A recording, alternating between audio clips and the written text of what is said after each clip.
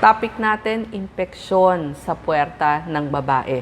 Gusto nyo bang malaman ano ang tatlong dahilan? Yung una, yung tinatawag na yeast infection, Makati yan. May tinatawag din na bacterial vaginosis dahil sa bacteria at meron din dahil sa parasite of protozoa, Trichomonas.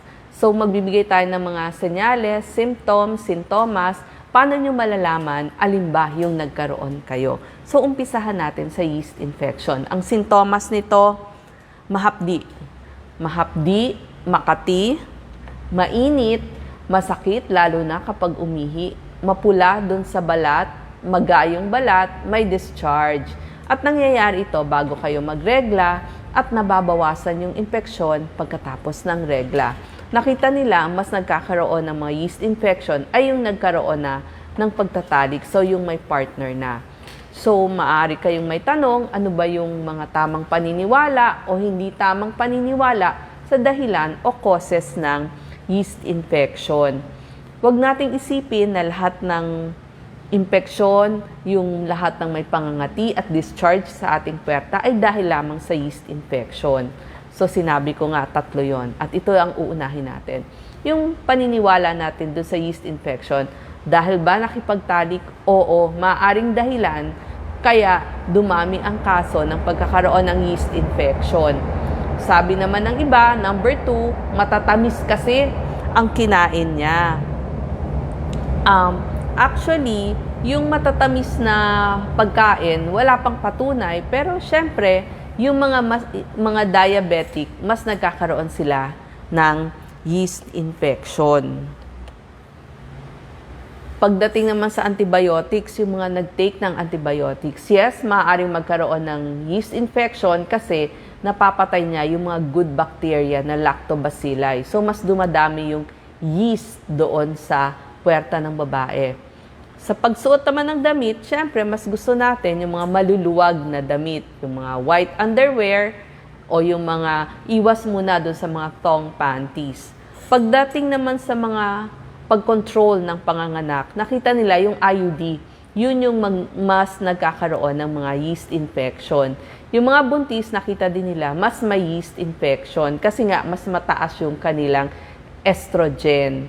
Yung mga mababa naman ng immunity o yung mga may sakit, nakikita din na posibleng magkaroon ng yeast infection do kulang pa yung mga pag-aaral. Paano nyo malalaman kung yeast infection ba yon? Makate at ito parang kesong puti yung discharge. Bukod dun sa makati, masakit, sabi ko nga, mapula dun sa puwerta. At dahil nagkasugat na pag-ihi, mahapdi, mainit, yun yung mga nararamdaman. Ito yung mga nakikita doon sa microscope ng mga doktor, kaya kailangan yung pumunta doon sa inyong OBGYN. Pag meron kayong nararamdaman, ipakumpirma sa OBGYN, alin ba doon sa tatlong sinabi ko ang dahilan ng discharge ninyo at saka yung pangangati ng puwerta. Ito kasi yung yeast, ito po yung nakikita nila, yeast infection. Pumunta naman tayo o dumako naman tayo dun sa bacterial vaginosis. Ang pagkakaiba niya, kaya siya may drawing na isda, yung discharge niya, amoy malansa. Yung trichomonas naman o yung parasite, talagang mamumula yung puwerta ng isang babae. So, ang bacterial vaginosis, ang nangyayari kasi, ang pangunahing dahilan, merong discharge, kulay gray, pwedeng white, kulay green ang discharge, malansa ang amoy, ganun din, mainit, masakit kapag umiihi kasi nga nagkaroon ng pangangati at syempre, nakamot nyo yun. Dapat ang puwerta ng babae, acidic, kaya, para yung lactobacilli o yung good bacteria, ay mapatay niya yung mga bad bacteria. Ang problem sa bacterial vaginosis, mas dumadami yung bad bacteria at namamatay yung good bacteria. So, yan po. At ito ang pinaka-most common infection dun sa 15 hanggang 44 years old. So, kung akala natin lahat ng pangangati ay yeast infection, hindi po. Actually, mas marami ang bacterial vaginosis. So, kailangan natin pumunta doon sa ating OBGYN kasi kailangan ng antibiotics. Doon nga sa ating kanina, doon sa ating yeast infection, ang gamutan dyan, yung mga Zol, yung mga naririnig nyo, Zol, merong pinapahid, meron din pong iniinom. Pagdating naman sa bacterial vaginosis, pwede din yung iniinom, kaya kailangan nyo magpakita sa inyong OBGYN. Antibiotics po yun, metronidazole. Pero meron na rin yung ini-insert, yung para siyang bullet at ini-insert dun sa puwerta hanggang sa kaloob-looban, pwede rin yun. So, yung inyong OBGYN ang magre-reseta at magtuturo sa inyo ano ang gagamitin nyo. Yung iniinom ba o yung ini-insert na tinatawag nating vaginal suppository. At bakit kailangan gamutin ang bacterial vaginosis? Kasi nga, maaaring madamay ang tubo o ovaryo ng isang babae at maging pelvic inflammatory disease. Ito po, pag nagkaroon tayo nito, mas mahihirapan mabuntis ang isang babae. O kung buntis naman ang isang babae at na-infect yung tubig dun sa bahay bata, maaring magdulot ng maagang panganganak. 7 times increase ang rupture ng panubigan. So, dapat ginagamot ang bacterial vaginosis. At dahil bacteria yan, ang katapat niyan ay antibiotics. So, yan nga, may creams, may vaginal suppository, at meron ding iniinom. So, yung inyong doktor na ang magbibigay sa inyo alin ang nararapat. Pumunta naman tayo sa ikatlong dahilan kung bakit nagkakaroon ng makati at ma-discharge na puwerta. Yung tinatawag nating trichomonas, parasite yan, protozoa. Ang gamutan dyan, antibiotics din, metronidazole, kamukha dun sa bacterial vaginosis, pareho sila. Minsan, sa lalaki, walang sintomas. Pwede sa lalaki, pwede sa babae. Pero, sa babae, ito kasi nagkaroon, ang babae, maaaring galing sa lalaki. So, yung lalaki ang nagbigay ng trichomonas dun sa babae. So, kailangan silang gamutin pareho. So, ano muna yung sintomas at ano yung pagkakaiba niya dun sa yeast infection tsaka sa bacterial vaginosis? Yung mga kalalakihan, minsan walang sintomas. Minsan may puting discharge at minsan masakit-sakit pag umiihi. Pero yung mga babae, nagkakaroon ng iritasyon. So, makati din. So, makakamot mo. Yung may discharge din naman sila.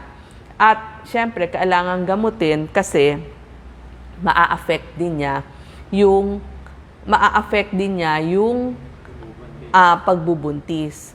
Ang kulay ng discharge ng babae, pwedeng gray, pwedeng yellow, makati, mainit, namamaga. Sabi ko nga, kaya nga may drawing kanina ng strawberry kasi mamumula talaga doon sa cervix, lalo na doon sa loob. Kaya kailangan nyo pumunta sa OBGYN nyo. Kasi yung OBGYN o yung doktor lamang ang makakakita sa loob ng puwerta kung talagang pulang-pula na. Ito naman sa lalaki. Pwedeng may puting discharge, mainit din kapag sila ay umiihi at parang gustong umihi palagi. So, yun yung mga pagkakaiba. At merong mga test na ginagawa ang doktor pagpunta ng Mrs. at Mr. sa kanilang OBGYN. Pwede pong sumama si Mr. pag nagpagamot si Mrs. Or pwede rin sa urologist. Pero pwede rin naman mag-consult kasama na ni Mrs. Iku-culture po yun. May culture analysis. Titignan yung pH. May mga test pa, yung whiff test or wet preparation. So, bahala na po yung inyong OBGYN magpagamot sa inyo. So, inuulit ko, maraming dahilan ba't nagkakaroon ng pangangati at pagkakaroon ng discharge ang babae. So, tignan nyo mabuti dun sa underwear nyo. Ano ba ang kulay? Ano yung sintomas? Isulat ninyo para masabi ninyo dun sa inyong doktor. Kasi nga, pwedeng yeast infection. Pangalawa, dahil sa bacteria, bacterial vaginosis. Pwede din sa parasite, yung tinatawag nating trichomonas. So, yan yung 3 most common. Yung iba, allergy na lang yun eh. Pero ito po yung 3 most common. So, wag niyong isipin, nagkaroon ng discharge, yeast na agad. Hindi po. Pumunta sa inyong OBGYN, sa inyong doktor para ma-examine kayo. Salamat po. Tanong ng tao, pwede daw ba magka-UTI dahil dyan? Iba pa po yung UTI. Dito nga sa ating, iba pa po yung UTI. Hindi po yun dahil nagkaroon ng discharge. Ang UTI, wala po siyang discharge. Walang kulay kasi nga wala namang discharge. May amoy ba yung discharge? Wala kasi hindi naman nagdi-discharge. May pagkakaiba sa pH nung doon sa loob ng puwerta ng babae? Hindi po. Pero ang makikita nyo lang katulad o kahalintulad kung may UTI kayo, medyo masakit umihi at saka parang mainit pag umiihi. So, iba pa po yung UTI kasi kailangan mag-submit kayo ng urine test, urinalysis para makita kung merong infeksyon dun sa loob ng ihi. Ito po kasing diniscuss ko ay sa puwerta ng babae. Iba po yung ihi. Buntis siya, may discharge daw lumalabas. Sabi ko nga, normal magkaroon ng discharge sa babae, pero kung puti lamang, ay okay lang. Pero itanong nyo po, di ba meron naman kayong monthly check-up doon sa inyong OBGYN? So, ikwento ninyo, depende doon sa sintomas na sinabi ko. Okay, maraming salamat po.